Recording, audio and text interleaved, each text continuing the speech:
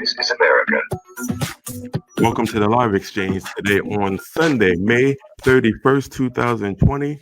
I'm Robert Pierce. Dr. Pam, she's going to be in shortly. We're having a little technical difficulties today. And today, um, let's just take a breath. Whew. It's been a long week. It's been a trying week. A lot has been going on. Today's topic, we're going to talk about just enough's enough. We want to live in peace.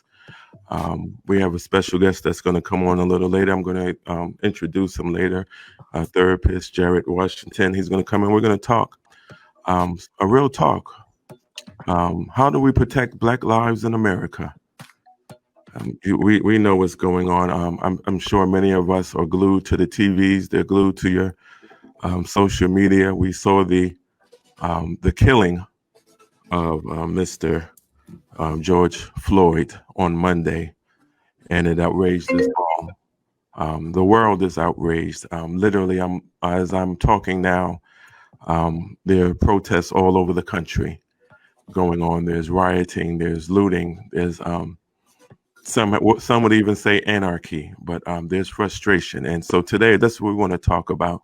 We want to bring solutions. We want to bring intelligent conversation to this world that we can help to bring some healing. There's a lot of hurt. A lot of people are hurting one another. A lot of us are mad. I'm mad. I was telling my wife, I am so glad this show is on Sunday and it wasn't on Tuesday and it wasn't on Wednesday, because my vocal tone, my attitude would not have been what it is now. Still angry, but I had to decompress and get ready for this show and to share with the world, with our audience, the pain and try to make sense out of this. Sometimes things don't make sense, but let's try to make some sense out of this. Let's try to work towards healing and reconciliation. Seeing some bad stuff, y'all. It's not good. It's sad. And so that's what we're talking about today. I didn't mean to start off a little heavy, but I'm heavy, y'all. I'm going to keep it real today. We're going to keep it under control, but we're going to keep it real. And so we'll be back here on the live exchange on the Sensation Station Network. Make sure you tune in, share it, tell your friend. This is what we're talking about, saving the lives of Black America. We'll be right back. Welcome back to the live exchange. I'm Robert Pierce, and Dr. Pam, she'll be in shortly. We're having a little technical difficulties. She's trying to get in. But today we are talking about saving the lives of Black America. Black men, Black women, Black children. We know what's going on today throughout the world now. It's not even just in the United States. I live in Atlanta. Protests Friday night, Saturday night, and they're gearing up today all over the country. And a lot's going on in the midst of a corona pandemic. We're dealing with all this. And so today, we wanted to bring in a special brother to come in to help us out to talk about how do we protect the lives of our men and women? How do we deal with all that's going on with the pandemic? We've been locked in our homes since March, the stay-at-home order. And now just when it's starting to open up and people are able to start to get back in the streets to try to, make their lives normal again. Then we, on Monday, we look at a video and see a Black man laying on the ground with a knee in his neck. And that just took us over. And so today we have with us a therapist by the name of a brother, Jared Washington, a good brother. And Brother Jared, first of all, thank you for coming in and joining us on today to talk about this. But before we even get into this topic, I want to ask you, how are you, my brother? We've been going through a lot. You've been home. I don't want to talk right off the top about what's going on. I care about you. How are you doing through all this first? I'm doing better. Of course, when you initially see pictures or videos of the things that we've been seeing, it's hard. It's hard. It's discouraging. It can be bring on feelings of hopelessness, helplessness, and things of that nature. I know for me personally, I try not to really look at the videos because I believe that they're traumatizing within themselves. And if you really look at the history of this country, African Americans are, constantly re-traumatized when we rewatch these videos, right? And so, for me, I try not to watch those videos again. But I'm doing better. I'm just just trying to stay blessed, trying to stay safe, and just love on my loved ones while they're here. Awesome. Glad to hear that you're doing well. And I asked that really intentionally because I know you as a therapist, you always get the call to help everyone else. And I don't know how many times someone calls you to just say, "Hey, bro, how are you doing?" And Yeah. so I wanted to offer that. Dr. Pam is here. Hello. And Welcome. yes. Thank you. Had How some are you? technical difficulties. I'm good. I'm kind of.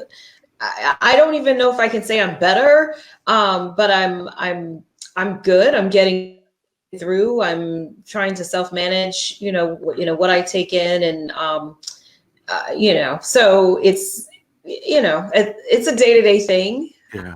Um, you know, uh, I don't know what else to make of it at the time, but yeah. How are you? Same. It's a roller coaster. It's an emotional roller coaster. One day I'm furious and I'm ready to, do some things that's not right. Next moment, and this isn't probably day by day. It's moment by moment. Moment by moment, yeah. As I see, videos, and you try to stay abreast, but as Brother Washington said, you just got to turn it off because it's consuming. We're the point where I just had to take a ride to Lake Lanier just to breathe, just clear my mind and just get the calm of the water, because the things I saw just are breaking my heart. It's so far beyond the incident with Brother Floyd. That was just the tipping point, I think. It was just upset with Brother Arbery here in Brunswick, Georgia. I was just upset. We can go on and throw Breonna Taylor. Breonna Taylor. Yeah, we can go on for days. Not even including the stress of the coronavirus and the toll that has taken on our community. I'm originally from New York. We all know that, who has been decimated by the coronavirus. I lost a lot of friends. I didn't post because that's my friends and it's an intimate moment. Yeah. And I had to grieve, and so, but I'm okay. I guess I don't know. Yeah, it's a hard It's hard. answer. Yeah. So But even right with now, so let me say, right now, I'm okay. Yeah.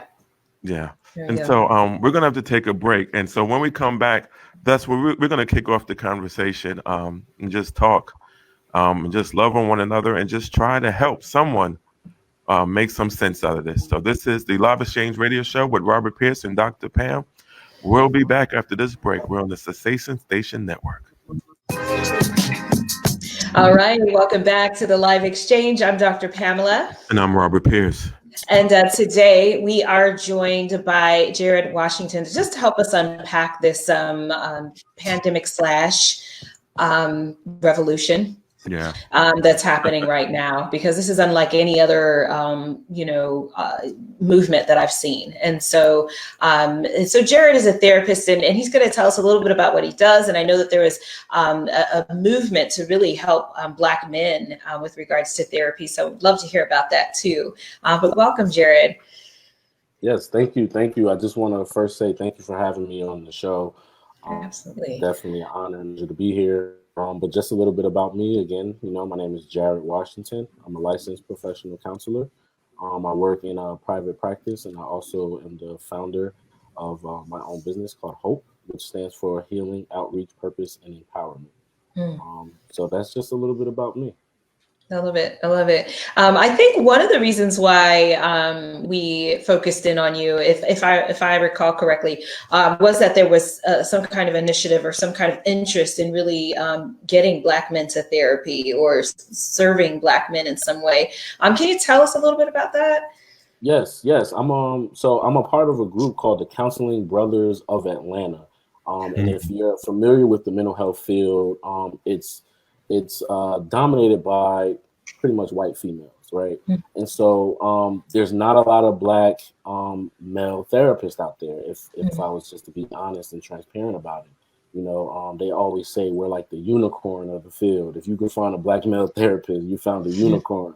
Yeah. And so we wanted to really kind of like break that stigma, or break that or you know, just break that idea or that philosophy, and show that, you know, here in Atlanta there are Black male therapists, and you know, we collaborate, we talk, we have you know, we have meetings. We're working on a lot of different things. I'm not going to go too deep into it, but we're working on a lot of different things, just, you know, so that the you know, so that people know that we're here and people have a way to access us.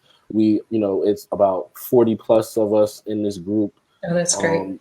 Most of us have our own private practice, or working under a private practice, or just working in, you know, just providing counseling in some capacity, or therapy in some capacity. So that's just about us, and you know, we have a lot of things coming up. That's great. That's great. Awesome. Thank you. Brother Washington, let's get into it. This week has been tremendously draining on us all. As a therapist, what type of, I'm sure you've been getting calls and people have been reaching out. What are you hearing about, you know, how people are dealing with this trauma that we're witnessing? Not just this issue we've seen with the riots and the protests for George Floyd, but also compacting that on top of the pandemic that we've been going through. What have you been seeing as a therapist? Let's talk. So a lot of my contact in regards to what's been going on in terms of just the climate in this country right now, a lot of people are really just trying to make sense of it, right? Because it really doesn't make sense. When, how a Black body is continuously brutalized in this country, and so when people are contacting me about it, they're upset, they're sad, they're angry, they're having like a flood of emotions just coming upon them, and the bulk of what I'm seeing is people just trying to find answers, trying to figure this thing out. What do we do next? Right? That's the biggest piece that I'm coming across, is people asking, well, what do we do next? Yeah. And that's a good question. You know, what is it? What do we do next? You know, I'm sorry, did I cut you off, Dr. Pam? No, I've just said, yeah, I'm just singing, you know, amening behind you. Go ahead. You know, that's the biggest piece, you know, because, you know, there's been multiple different methods tried, and after things like this happen, or situations or experiences like this happen, there's been different methods that occurred, but where this feels like we're not making any progress. Yeah. And that's where I think people are struggling at. Why is it that we can have a Black body literally murdered on camera, and it takes a week for charges to be to be brought upon, or then even with the case with Ahmaud Arbery, was a month, 2 months, and they still haven't brought charges for Breonna Taylor yet. Nothing. Yeah. Mm-hmm. I mean, they broke into the house, shot it up. Mm-hmm. Wrong house, no charges. Yeah. Right. Yeah. It's sad. Well, when we come back, we're going to talk some more, but I want to ask you, Brother Washington, okay, we identify we're mad, but what do we do with the mad? Because right now, mad ain't working for me. And so I need to know, what do I do with this mad so that I don't infect my body? Yeah. And start getting sick. So we'll be back here. We're here in the live exchange with Robert Pierce and Dr. Pam on the Sensation Station Network. Stay with us. We'll be right back. In the interest of science,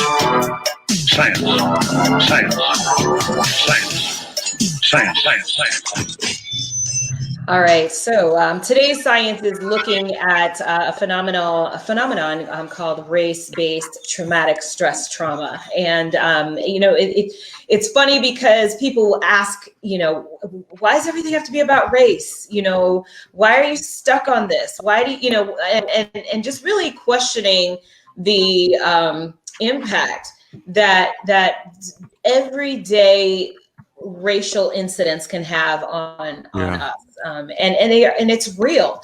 And so this research really looks at that impact, and it's given a name: race-based traumatic stress trauma. And and this is looking at the research of Comas and Diaz, and from 2016, and it's saying that it differs from post-traumatic stress disorder in that victims are exposed to constant racial microaggressions. While the content of the traumatic experiences may differ, the trauma responses are similar.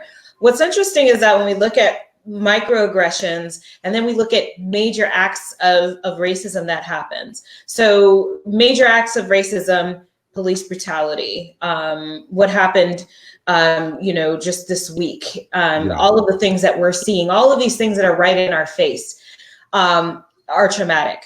Yeah. But what has an equal impact that a lot of people don't think about is the collection of microaggressions that we experience every day. We're at work and somebody around the table says something like, well, that's what those thugs do.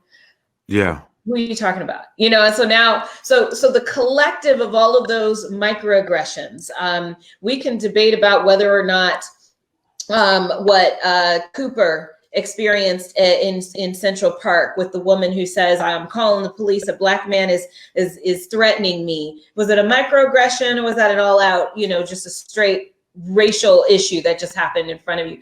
And people receive these kinds of incidents in different ways. But when it's a collective, when you have a combination, it can have the same impact as one major racial transgression that's happened against us. That's major because many of us face these things all the time. And it also leads to what's called racial battle fatigue. And what you described earlier, Robert, is I think a prime example of racial battle fatigue. We're tired. And so that's all I'll say about that, because I want you all to jump in, but that's racial trauma, racial battle fatigue, microaggressions. Keyword. Yeah, I mean, every day, as you said, we're facing some type, especially this week. Let's just go this week. Every day, all day, we had to fight with what we saw. First, the original offense of the police brutality, but then as the sides was taken, the words, the expressions from the president on down. Let me just start talking. I'm stuttering because I was trying to hold my words. I'm not doing it. From the president to our politicians, to some of these police chiefs, to some police officers who have been antagonizing. It's just been bombarded on us. Right. And you only could carry so much, man. And so, I get it. I'm tired. I am that. What you said, that's me. I'm the case. If anybody wants to know what that looks like, look at me right now. I am him, and he is I. Yeah. And can I just touch on that a little bit? Please, I was about to ask. Yes, help me, please. Please do. So one of the things that I really research a lot is, and you can say specialize in, is intergenerational trauma. And I focus and I think about that in the sense of when it comes, or in regards to, the African American community. And a lot of my research is, what I'm finding is that trauma is passed down through different generations and families.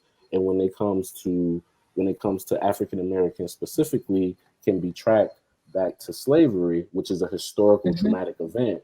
And if you think about how long and traumatic slavery was, and then think about how some of those trauma responses are passed down through the generations, and then is maintained and reinforced by your race-based traumatic stress today, right? And so when you think about it from that sense, it makes you, it just leaves you feeling like, wow, what's next? What do I do? Yeah, You're I always hate on the, defense. that's one thing I hate to say. What's next? Because it seems like when you say that, the floodgates open up, and it's like wham. And Yeah. so wow. Well, what's interesting is one of the things that I heard Cuomo say, and I think Cuomo he's doing a good job of just being straightforward and all of that. But everybody, nobody's perfect. So one of the things that I heard him say yesterday was, this police brutality thing's been going on since Rodney King. Right. No. No. No, sir. No, sir. No, sir. And I recently love your visited passion, but no, that's not right. Yeah. I was recently at the one of the museums in Montgomery that gives you really a breakdown of how we went smoothly and slickly from slavery and then just slid right into incarceration, police brutality. I mean, the connection is crazy. I can't think of a better word right now, but the connection is crazy and it's intentional. And so, no, this is long before Rodney King. It really is a structure that never stopped. And what we're seeing is an intentional institutional structure that was put into place to keep us in exactly the state of mind that we're in right now. Agreed. Absolutely. When you look at the history of this country, it's definitely intentional. We got out of slavery, we're freed from slavery, and then you have black codes, right? And then you have Jim Crow laws, and then incarceration. Now we got school to prison pipeline and things of that nature, and it's all connected. Like you said, I can't think of a better word either. Yeah, it's all connected, but it's crazy. It's crazy. It was amazing. Even me, just my innocent ride to Lake Lanier. I'm gonna tell you just how this, as you said, is just everywhere for us. Driving home in Flowery Branch, I'm saying names today. They have a road, Jim Crow Road, and I saw it. I shuddered. I'm like, my God. It's a road called Jim Crow Road. And so bam, right in my face. I go away to get away. There was no people up there, but we still got symbols all around. Oh my goodness. I'm from the West Coast. Down here, roads are named after, you know what I mean? Come on. Yeah. I'm from the West Coast, and coming here and seeing rivers named Neuse River in South Carolina. I'm like, wait, what? Yeah. Yeah. Right. Yeah. Whoa. Well, we got to take a break. So we're going to talk some more. We would love to hear from our listeners. You out there, you hurting too. So please join our Facebook conversation. We're on the Sensation Station Network on Facebook and even on the Live Exchange Network. So please join in, get in the conversation. We want to hear from you. We'll be back with more on the Live Exchange on the Sensation Station Network. Keeping Your Balance with Dr. Pamela. Dr. Pamela. Dr. Pamela. All right. So this week's balance challenge is simple. I just want you to take care of yourself this week. And there's a couple of ways to do that. Talk it out to the extent that you need to talk it out. Stop talking about it to the extent that you need to stop talking about it. Pull yourself away from it and go for a walk or do something. Watch a movie that'll make you laugh. It is okay to laugh right now. It's okay. You need to do what you need to do to heal. So whatever it is to take care of yourself, be okay with talking to somebody. Be okay with stop talking. And then just be willing to walk away from it from time to time to give yourself a break. Yes, we do want to stay in the know and be abreast of what's going on. You just don't overdo it. So balance challenge this week is simple. Simple, so to speak. But take care of yourself. Take care of yourself. Yeah. Yeah, that's my challenge for you. I accept that. Welcome back to the Live Exchange. I'm Robert Pierce. And I'm Dr. Pamela. And we're going to continue our conversation. We have with us a special guest, a therapist, a brother, Jared Washington. And we've been having a conversation just about how do we take care of ourselves in the midst of all that's going on with the riots, the protests. They are riots. Let's call them what they are. Right now, they're riots with protests. But then on top of that, with the COVID-19 pandemic that we still are in full scale midst of. And so Brother Jared, let me ask you this. Let me ask you this. Yeah. What do you tell the person who's at home? They're high risk for COVID-19. They're already nervous about, the city's opening back up and now they have to go back to work. You know what I mean? And then this happens. And so now they're sitting at home. They're already a little anxious about being in close proximity with people again. And then we're looking on TV and there's no social distancing. That's went out the window. And so now, what do you say to them? They're at home, or maybe even, I'm going to go even deeper. A mama's looking, she don't know where her baby is, and he may or she may be down there. Yeah. At the rides. Yeah. What do we say? Oh man, question. In relation to the COVID, I would definitely say take all precautions continuously, right? Even more so now. Yeah, even more so now. I mean, even though in Atlanta, they're opening things back up, but I personally feel like it's unsafe still. So if I would say, take all your precautions and so on and so forth. And as it relates to the riots and that mom that may not know if her son or daughter is out there rioting or doing what, just make that call. Talk to your child. Honestly, because my family is originally from New Jersey. I had multiple family members call me and say, Jared, where are you? Because I can be a bit radical. I found a way to merge my pro-blackness with mental health. And so, good. They were calling, Jared, where are you at? This, they know that not the rock protesting is more, my thing, and or used to be my thing, I should say. And so I would say, yeah, give that family member a call, talk to them, love on them. I can't express that enough. Love on them. I'm not saying that I don't. Yeah. Because we're hurting. Like, love on them, tell them you care about them, but definitely make that call, check up on them, see how they're doing and things of that nature. And even with COVID, because people have been stuck in the house for a while, and I've done a series on how to stay mentally stable or mentally okay during COVID. And one of my points on there was staying connected with others, even though you can't physically see them or touch them. Right. So this goes to that as well. Staying connected with your family members and making sure they're okay, especially the ones that you think that may be out there, because it is unsafe out there right now. But the cities are burning. The cities are burning down right now, literally as we're talking. Right. Yeah. So literally Chicago, you said. Yeah. I'm literally looking at Chicago. Yeah. London is all over. I love it. Germany. I mean, I'm like, come on, world. Worldwide. Yeah. Come through. Okay. The black man. We don't talk. Help us navigate this. How do some tools that the black man that don't talk, how do we open up? Because we're feeling a lot. It's all in here. Yeah.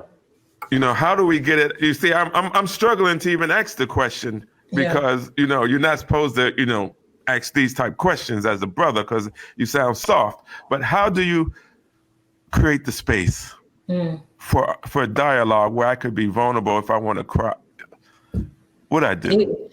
Building that connection, building that rapport is definitely, I believe, is important, right? Because it's a stigma or so, right, in our community for black men to show any types of signs of vulnerability or emotion or anything of that nature. But you may feel more comfortable if you're able to relate to another brother, if you're able to connect to another brother or sister, right? Someone that you feel like, can understand your pain, understand where you're coming from, understand the things that you're feeling.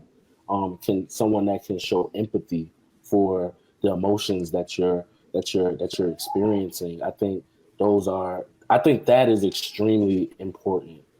That connection and that rapport building so that we can create a safe spaces for black men to be able to express their emotions in a healthy way.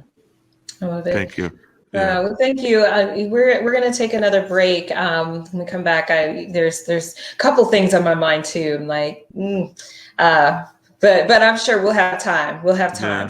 So stay with us. If you've got some things on your mind, definitely send us a message. Reach out to us on the social media page, Facebook, Sensation Station Network page.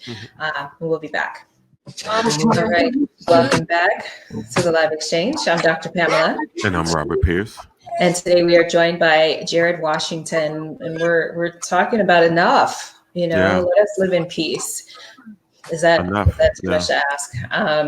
And we're really just kind of looking at really a holistic, balcony view of what's going on. Not just balcony view, because we're in this too. We're in this. Even there's so many different ways to be in this. And I think one of the questions that I wanted to throw out to both of you is the language. That there's always such powerful language, and language does so much around issues like this. So at one point last segment, Robert, you said, the riots, no, I mean the protests, well, they really are riots. And I've been kind of going back and forth with that too. And the reason why is because, yes, by definition, they're riots, but I hate calling it that because people give it such a negative connotation, and it's like a code for, look at those bad people. Right. There. And I am really struggling with the public figures and the media personalities that are wet fingers and going on and on about these people need to stop, these people. And now we know it's not just Black people, and we know that it's in some places it's not Black people at all. But I am really struggling with all of this. I'm just going to call it self-righteous finger wagging. What else do you expect? I mean, let's take non-humans, and we could look at cells, at animals, at nature, at trees. If you endanger any one of those things, nature is going to respond in a way that is about protecting itself. Aggressively. Right. We do things to the earth and wonder why the earth is on fire every year in certain parts of the country. The earth is protecting itself. So why is it such a surprise when people respond with aggression? I equate it to aggression. Yeah, I equate it to, I've been giving this example because I get people, why are they doing this? And said, imagine if you had a bully for 10 years, every day, they bullied you, did all types of horrible things to you, and you would tell, and no one ever did anything. And then one day you decide enough's enough, and you just go off, spaz out, and then the world says, "Shame on you. You're overreacting." That's what's happening now. But we won't do that when it's about sexual assault and certain. Let me stop. But you know what I'm saying? Like, we won't do that when it's certain women who are sexually assaulted and they finally want to come out with it, and it's okay for them, but it's not okay when we're sick of it, when we're ready to take a knee even. If all we want to do is take a knee. And the thing is, we're asking for justice. We could be looking for revenge. I don't think they get that. We're asking for justice. You know what I mean? No one says we're seeking revenge, because that's a whole different model. Yeah. What's crazy to me is that we, like you said, all we're asking for is justice, and you would think that we're asking for them to send them to the death penalty or something. Right. We just ask that you, and we get just them ask off the street so they can stop hurting us. Exactly. Get them off the street or treat us the same as you would someone in a different color of skin. Yeah. That's all. Absolutely. And that's all we've ever been asking for through the civil rights is just justice, human rights. Yeah. But it just seems to elude the forces that be. And so no matter how we respond, we're wrong. And that's what gets me is all of this lecturing it is triggering me in ways that I really didn't know.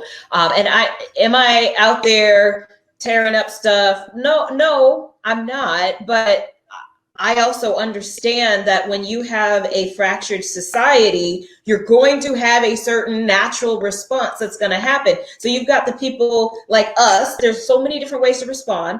We're having an intellectual conversation about it. That's one way.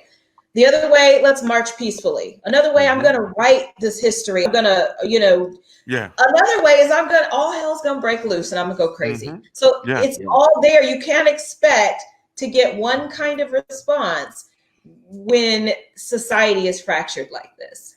Exactly. Absolutely. Exactly. And if they just gave us justice, then we wouldn't be here right now. Right. This could be over with just justice. Yeah, exactly. And what's even to take it a step further, I mentioned this before we started, is that if you look at the history of this country, or even just how this country operates, it's based off of war, right, and violence. And through the years, there's been different wars. We've gone into countries and done things, but when justice doesn't happen here, then it's like, no, we don't do the violence, right? But overseas or somewhere else, or even just again how this country, the makeup of this country is war, violence. It's documented. Everything that has had a is it insane for us to seek justice from our oppressor? That's a good question. As a therapist, is that insanity? I'm being honest. Is that Stockholm syndrome? I mean, if you're expecting a different outcome from a system that we've already identified, that's very intentional on oppressing Black and brown people, then yes, it can be insanity, right? We can list it as insanity, but I'm trying not to go too radical with you guys, but no, seriously, it can be. You can look at it from that perspective, or whatever, but you can look at it from another perspective, is that we're in a, things may look the same, or we're in a different time, right? And so we're in a different time. Views may not have changed drastically, but have changed slightly, and maybe there can be some change based off of peaceful protesting. Awesome. Maybe. Yeah. Well, we're gonna have to take a break. We're coming up to the top of the hour. We already finished 1 hour, believe it or not. That was quick. And so it's been a wonderful conversation. We're gonna continue. Brother Washington, you gonna stay with us for the next hour? You're gonna hang out with us? Because it's so much more to talk about. There is. I could give you guys about another 30 minutes. Okay, thank you. So we'll be back on the top of the hour for the live exchange here on the Cessation Station Network. We'll be back. All right, welcome back to the live exchange. This is the second hour. I'm Dr. Pamela. And I'm Robert Pierce. And today we are talking about really let us live in peace. Enough. What does it take? And we are joined by Jared Washington, who's a therapist. And we're really just dissecting this entire week, and there's so much more than this week, but everything that's been happening. And I mentioned earlier that I wanted to share a tweet. One of the people that I follow, it's an Instagram post. I follow Fearless and Formidable, and she always has some really powerful, messages that she compiles together. And this is kind of in relation to what I was saying about how people are chastising this idea of rioting and so forth. It says, never let them convince you that broken glass or property is violence. Hunger is violence. Homelessness is violence. War is violence. Dropping bombs on people is violence. Racism is violence. White supremacy is violence. No healthcare is violence. Poverty is violence. Contaminating water sources for profit, which has not been addressed, by the way, is violence. Property can be replaced. Human lives cannot. And then one more thing here, and this is posted by Kim Wilson. Burning down police stations and Target stores is not, quote, destroying our neighborhoods. Poverty, wage theft, lack of housing, lack of healthcare, mass imprisonment, and policing, surveillance, poisoned water, and under resources are destroying our neighborhoods, our communities. Powerful. Amen. Yeah, that's definitely powerful. Absolutely. Yeah. Yeah. Wow. Yeah. You brought up Flint, and so shout out to the sheriff in Flint, Sheriff Johnny Franklin. I don't know if you saw the video, but he joined the protesters. Made all his sheriffs take off their shields, their batons, their Wow. helmets, and they joined in on the march. Oh my gosh. Oh, wow. Powerful. That's Yeah, amazing. shout out to them. They was hugging, and he said, "I'm with y'all." Oh. They got to drink that water too up there, now, So Right. Gosh. Right. yeah, and so I just want to shout them out because we've seen so many videos of horrible things police officers have been doing, but I want to give a shout out to Sheriff, and I'm saying his name, Johnny Franklin, in That's Flint, amazing. Michigan. Thank you for embracing the struggle. Thank you for having the courage to forget about that blue line, that blue wall, that blue shield, whatever it is, and say right is right, wrong is wrong, and joining with the That's people that powerful. you are assigned to protect and serve. And so that's what he did.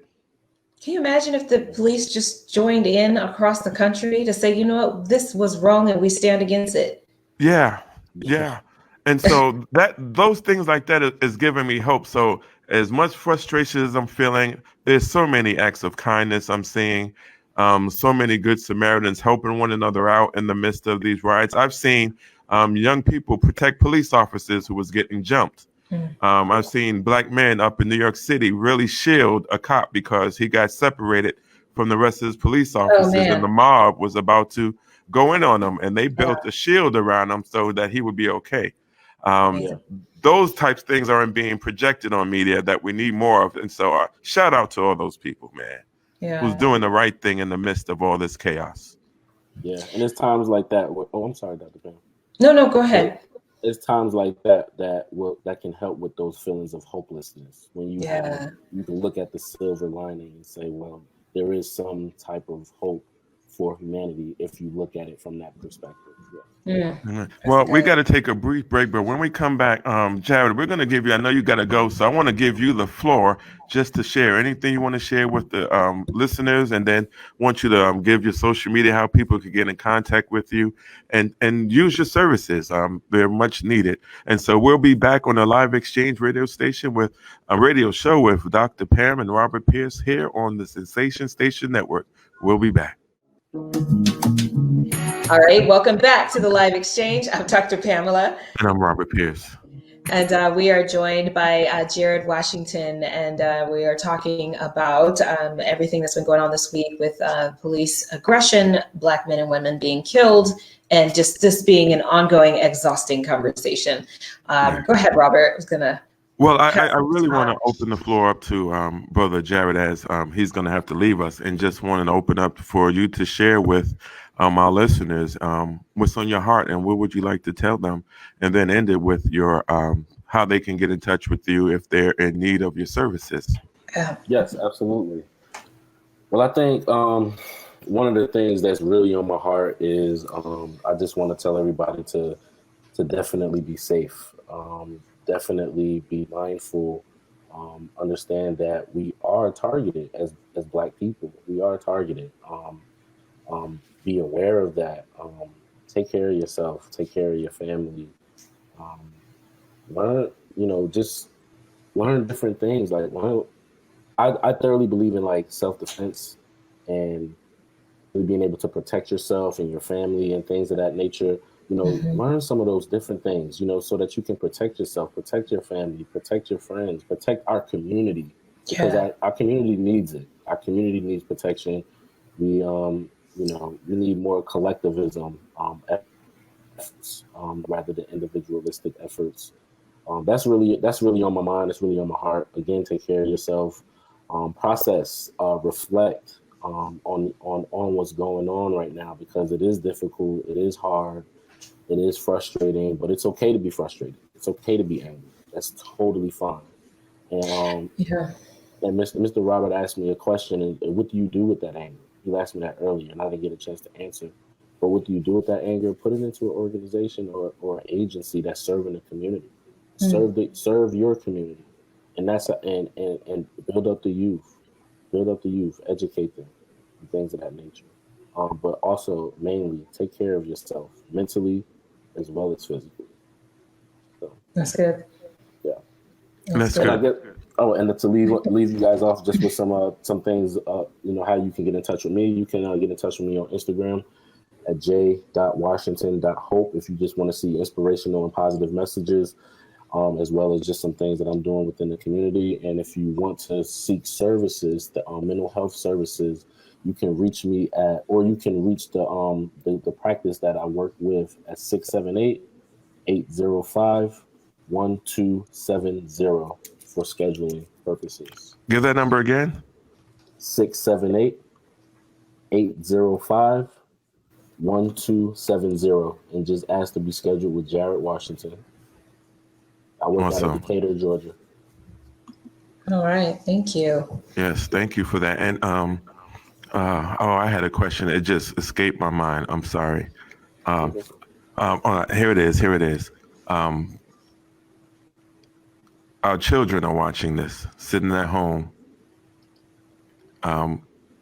Give us some tools to talk to our babies who are sitting at home trying to make sense out of all this mess. Yeah. I just heard a man yesterday saying, I don't know what to say to my son, so I just lie to him. And I'm ashamed to say that, but I do. Yeah. Yeah. That's, although I don't agree with that, I totally understand that. Because what do you tell your kids, right? I think that we should be transparent with our children, because if we don't tell them what's going on, the streets are going to tell them what's going on, right? And when I say the streets, I don't mean like the hood or anything like that. I'm just saying like out the streets. Yeah, life is going to tell them what's going on, and they may not give them the messages that they need in order to transcend and be proactive, or to be proactive within all of this. I think it's important that we tell them the history of this country, or tell them the history of our people, but from a much more empowering perspective. I don't think that we should just tell them about the negative. Tell them about the things that we accomplished in this country. Because one thing I can say about Black people is that we're the most resilient people on this earth. Absolutely. We've been through hell and back, and we're resilient. We still succeed. And so definitely talking to our children and just educating them on the history of this country and our people, but from an empowering lens. I love it. Well, Brother Washington, I want to say thank you so much for joining us here today. I want to say thank you for being the unicorn in the therapist industry. Please keep fighting the good fight of faith. We support you. We love you. If there's anything we can do to help in this fight, please don't hesitate to reach out. We need brothers like you.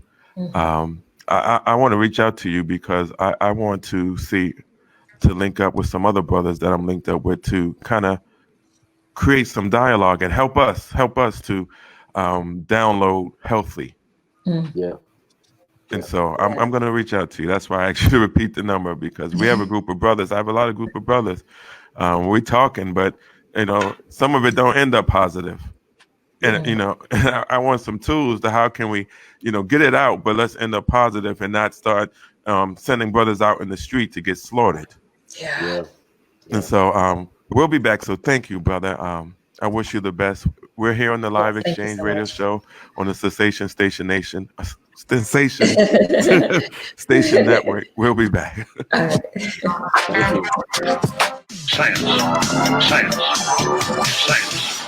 Science. All right. So today's research. So the first half of the show, I talked to you all about racial battle fatigue, microaggressions, racial trauma, really the reality of what a lot of us are experiencing. So now I want to give you the opposite end of that, which is hope. That there's actually a theory for hope, and it is research by Stewart. And what they basically say is that hope really comes with a formula. So President Obama ran on a platform of hope. A lot of people tried to criticize that to say, oh, what's hope? That's, that's something fluffy. It's not tangible. I've heard a lot of hope is not a strategy. Well, in fact, hope is a strategy. And let me explain to you why. Because there's a formula for hope. There's two components that make it necessary for somebody to have hope. Number one is a sense of agency. And that means I have something within myself that is capable of doing something about this situation. There's something. So for some people, they're taking advantage of their sense of agency by going out to protest. We are taking advantage of our sense of agency right now by talking about it. So it's that idea that there's something I can do. So your agency, because of course there's things that we feel that we can't do. The agency looks at what can we do. So you have to have some sense of agency. The second piece to that formula is the resources. What's out there? It's really, the word is pathways. What are the pathways that exist that can get me from where I am now, get us from where we are now to where we want to be? What's the pathway to that? Does that mean that we need to change laws? Does that mean that we need to, fire police officers who do these kinds of things? Like, what are the pathways? So when we have a sense of both of these, because they both exist whether we see it or not, the key is for us to see it. Do we see our sense of agency? Do we see the pathways? And if the answer to both of those are yes, then we have a sense of hope to move forward. And that is the foundation of any action. If we don't have hope, we're not going to move. So if we can at least have a sense of agency, a sense of the pathways, then that will enable us to take that step.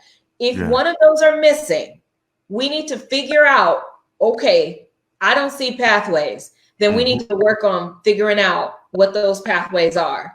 If I feel like there's nothing I can do, I have no agency, then you need to figure out where your agency is. Yeah. You know where you need to do the work if you're not feeling a sense of hope. That's how hope works. Amen. The pathway, that just resonated with me, and it just brought up a scripture. 1 Peter 4:8, it says, above all, love each other deeply, because love covers a multitude of sins. Yes. I believe love is the pathway. If we can truly love one another, if the other side can find it in their heart through all this oppression to find love in their heart, put away all this hatred and find love, we can move forward. But then on our hand, we have to forgive and love and receive the love.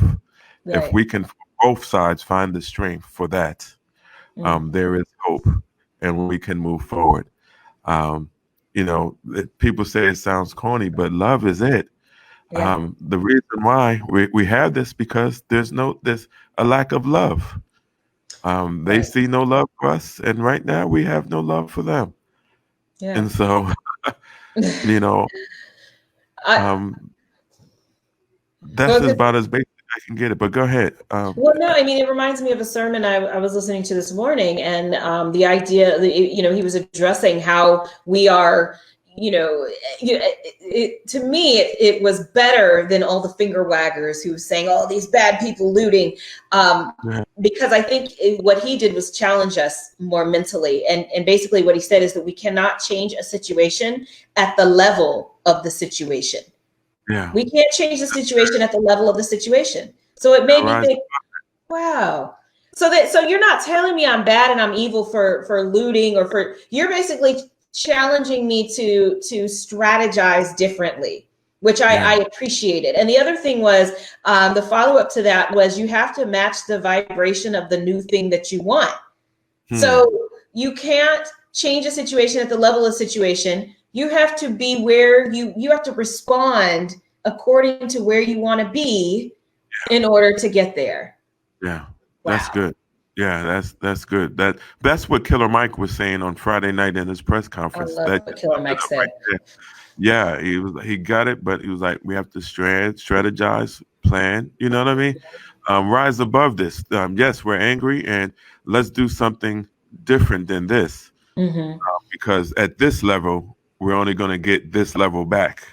Right. And I have to. I don't know if this is me pushing back at all, but I will say that yes, a lot of people will listen to that. A lot of people will say, you're right, we need to rise above, we need to do things differently, we need to strategize differently. The reality is that there are still going to be people who are going to respond with riots. There are still people who are going to tear things up. That's just, like I said, the nature of when you create a fractured society, you're going to have a fractured responses. It's just that is just what's going to happen. Yeah, and let's not, and no, we're seeing all this, but let's not forget there's a underlying enemy that we're really not addressing, and that is the insiders who have camouflaged themselves as protesters, and they're coming with the agenda to cause havoc, to cause destruction. We've seen videos of people just breaking stuff up, and they're concentrated. I seen a video where they was giving out money to young people to go say, "Hey, I'll give you this amount. Go break that. Go break some." Yeah.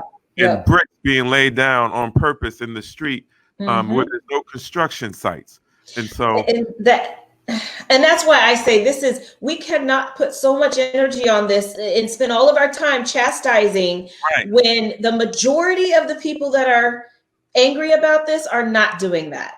So let's stop giving that so much attention. Stop calling our babies thugs. Yes.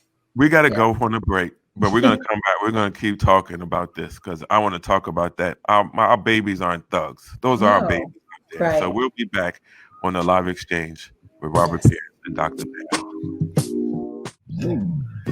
All right, welcome back to the live exchange. I'm Robert Pierce. And I'm Dr. Pamela. And today we're talking, our topic is enough is enough. We're protecting the lives of Black Americans. And we've been having a candid conversation. Earlier we had a guest, therapist, Jared Washington, and just talking about how do we deal with the trauma of all that we're experiencing. We are in day 6 of the protesting since of the death of George Floyd. 6 days of protesting, rioting, people are getting hurt. I don't even know what day we are in the COVID-19 pandemic. It's been a long time. There's a lot going on, and unfortunately, and it's not a surprise. Unfortunately, it's not a surprise, but the African-American community has been infected way more with the COVID-19 pandemic than any of our other counterparts. So we're the first to take the hit in there. We're the first to take the hit in healthcare. We're the first to take the hit with poverty. We're the first to take the hit with this racism, with police brutality. We're the first of all this, and enough's enough. We're tired. I can't carry no more. And so that's what we're talking about today. We just want to create a space. So we would love to hear from you, our listeners. If you have something you want to share, please join in on the conversation. You can join in on the Facebook feed, on the Sensation Station Network, or on our live exchange radio show page on Facebook. We would love to hear from you. And so, Dr. Pam, this is where we are. One of the things that you mentioned during the break that you'd love to delve into is, sports and how the NFL is dealing with this. And I have a statement here from the NFL. Okay, I would love to hear that. Yeah. And by the way, this was tweeted by Jamel Hill, and her comment to this was, "You gotta be bleeping kidding me." So just to give you a little idea of where we going with this. Right. So it says, and this is by the commissioner, Roger Goodell. The NFL family is greatly saddened by the tragic events across our country. The protesters' reaction to these incidents reflect the pain, anger, and frustration that so many of us feel. Our deepest condolences go out to the family of Mr. George Floyd and to those who have lost loved ones, including the families of Ms. Breonna Taylor in Louisville and Mr. Ahmaud Arbery, the cousin of Tracy Walker of the Detroit Lions. That I didn't know. As current events drastically underscore, there remains much more to do as a country and as a league. These tragedies inform the NFL's commitment and our ongoing efforts. There remains an urgent need for action. We recognize the power of our platform and as a part of the fabric of American society, we embrace that responsibility and are committed to continuing the important work to address these systemic issues together with our players, clubs, and partners. I can't even read it with a straight face. You know, because I can't say the word that I want to say. Shame on you, NFL. Yeah. Shame on you. I didn't hear nothing about Colin Kaepernick. We apologize to you. Right. You were right. Shame on you. You know, that was just the move. And there's been some talk. I listen to New York radio. That's how I stay connected. And New York radio, I'm not going to say names, but one of the disc jockeys were very harsh on Jay-Z last night and the NFL because of Jay-Z's position in partnering with the NFL over this very issue. And the statement was, Jay, where are you? You're our spokesperson. Where are you? And then how, that whole thing went down, and feeling that he sold Colin Kaepernick out. This is not my position. I haven't taken a position on it. But this is the seriousness of this one issue is just highlighting so many other issues of racism, of the systemic racism that's going on. And right now I say shame on the NFL, shame on the NBA. I ain't heard from you. I heard from your players. I ain't heard from y'all. In the NBA, we're all black in there. You hear? Shame on even the white players are black. Yeah, even the white players are black. Shame on you. We haven't heard from you. Shame on some of these preachers. We haven't heard from you. Shame on some of these politicians. We haven't heard from you. Shame on some of these celebrities. We haven't heard from you. Shame on you. Shame on the black person that's sitting in their comfortable house because they think they made it. And this don't affect them. Shame on you. Yeah. We dying out here. Right. And you got to where you were on the backs of the people who died. Right. And we can't hear from you. Yeah. But and there's so many factions, which blows my mind, even with this. You're the last group you mentioned, were black people who, and maybe not literally not coming out of their house, but I know what you mean. They won't speak on it, they won't stand for it. But we also have the opposite, who are speaking against those of us who are speaking on it.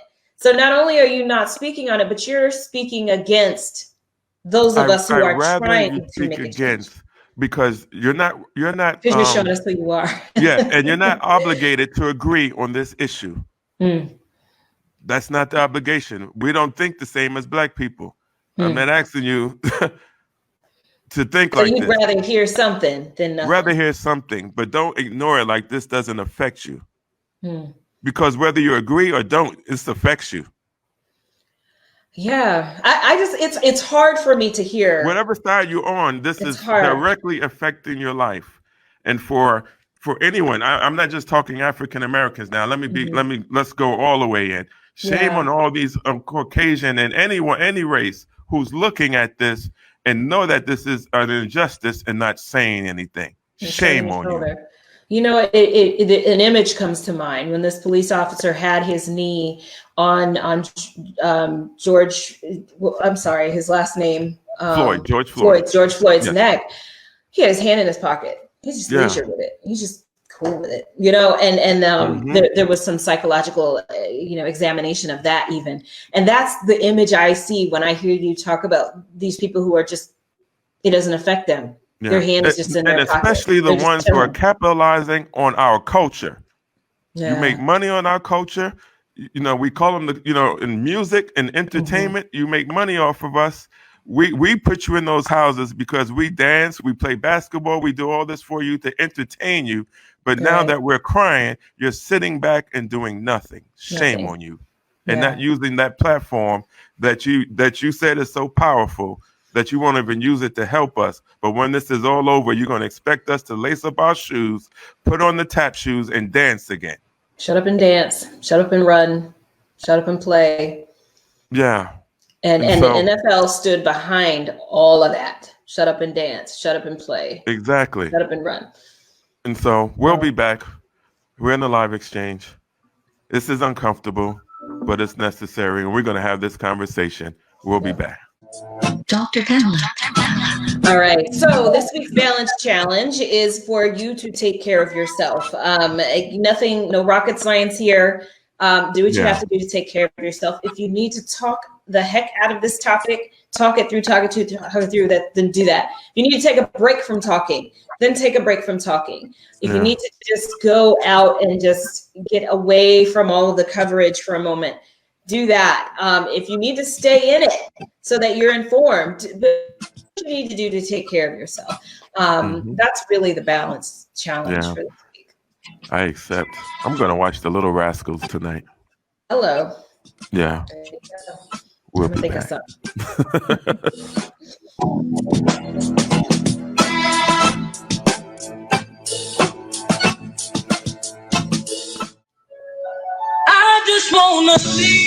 Welcome back to the Live Exchange. I'm Robert Pierce. I'm Dr. Pamela. And today we're having a conversation on how do we save the lives of Black America with all that's going on. The tragedy, the killing of George Floyd on last Monday, the coronavirus that's going on, unemployment at high record rates. We're not. There's a food shortage. I'm watching TV right now and I'm looking at food lines. All this is coming in. African American people are leading the way in all these negative situations. If it's bad, even the first call back to work. Even the false call back to work. And so we've been talking and having a candid conversation on the state of America. It's sad, but we want to bring some hope. We've been seeing some horrific things out there on the streets, on video. I don't know about you all, but it's become too much for me, and got to take a break. But I've also seen some amazing acts of humanity, just saving one another and helping one another through this, and sharing with one another. And that's what we want to create today, an opportunity for our listeners to have healthy dialogue. But if you want to get it off your chest, let's get it off your chest. And so please come on in and share in the conversation on our Facebook page, the Live Exchange Radio Show, or the Sensation Station Network on Facebook Live. We're live, and we're talking. And so, Dr. Pam, this is tough. Yeah, it is. And, just with the balance challenge, talking about just stepping away today, after church, I took a ride up to Lake Lanier just to see water, and just to have a calm, because I was on fire again, waking up and seeing some of the images, and, being up most of the night last night with my people in New York. I got family, I got friends in New York, and I thought I was in the streets, and because I was FaceTiming and have friends who are literally on the street trying to get these young kids off the street so they don't get hurt. These are babies. They're not thugs, they're not animals. These are our babies. These are our nieces, our nephews, our brothers, our sons, our daughters. And I if there was a way I can go out there and just wrap my arms around them and just give some folks a hug. I know you're hurting, and just let people cry, and just get it out, and just let them know we love you, we understand the pain, but we can't tear this up, y'all. Right. And come on, let's go. I know the peaceful thing didn't work, but we know what this leads to as well, because I said now they're rubber bullets. They're being flown at us. They're going to turn into lead bullets if we're not careful. Right, absolutely. Cars ramming into people. We've seen in New York cars. They literally, police cars are ramming into crowds. Young lady in New York City also standing there. Police officer just walked up to her, pushed her down. She had concussion, having seizures in the hospital. I got the footage. I can show it to you. She's having seizures, and and the officer did it in front of his supervisor, and they kept walking. I got footage in Minneapolis where there's some people sitting on their porch, not doing anything. And the cops walking by and telling them to go home, and they didn't move. So the order was light them up. Go inside. That's the thing. They're on their porch. They're on their property. On their property. So and the order was light them up. That was the words. Light them up. And then paintballs start coming at them. And come on, man. Yeah, that's not necessary. tanks going down their street. I mean, it's pretty insane out there. You mentioned earlier that there's two things you said. Well, one thing that you said, we know that the peace thing hasn't worked or isn't working, and my thought is that the collective of everything works. I don't think it's only the peace and I don't think it's only the violence. I don't condone, I don't love violence. Who does? But I think that the message is delivered in so many different ways. So even people have been citing Martin Luther King a lot lately. It was about him and it's about his peace. But he wasn't the only activist out there. Right. We forget about, we're not mentioning the collective of him, of Marcus Garvey years before him. Stokely Carmichael's, the Black Panther Party, the Malcolm X. We can go on for days. Yeah, I mean, the Hosea Williams that was in the Martin Luther King clan, he used to be sent first because he was the Hellraiser. People don't talk about that. So yes, I'm all for the peace that he pushed for, but I think we need to understand that there were a collective of movements that happened during that time, and all of those things together made the difference. Yes. And so I just need us to understand that there are so many different ways that change happens, and and some of the ways we're gonna like, and some of the ways we're not gonna like. But the point is that change needs to happen. So that's one thing. And the other thing that you said earlier, that the answer is love, and I agree wholeheartedly. I want to also remind people that anger exists in love. So when somebody that we love is harmed, we can experience that emotion of anger. Absolutely. And we can't be afraid of that emotion. Hopefully we'll use that emotion to mobilize us forward. Yeah. Hopefully the Bible we'll use says, that I'm going to cut you off, productively. but the Bible says, be angry, but sin not. Right. God says it's okay to be angry, but it's what you do with that anger. Exactly. And that's what I was getting at, is use that anger to create positive, productive change. And so I don't want us to be afraid of people's high emotions and people's anger, but because it is possible for them to still be operating in love. But what I also want us to understand is that the majority of the people out there wreaking havoc, tearing things up, are not the people that you think you're talking to. Right. These are people. They're not the ones who are out there for this purpose. The majority of them, anyway. There might be some. Yeah, and I saw something, a post that I thought was funny, but it was real. This was a bona fide street guy in Atlanta, and he got on Facebook, and he had his blunt in his hand, and he was smoking, sitting in his house, and he said this: "We're not out there. He said, they calling them kids thugs. Those are kids. The real ones, we at home. We ain't got out there." Watch out.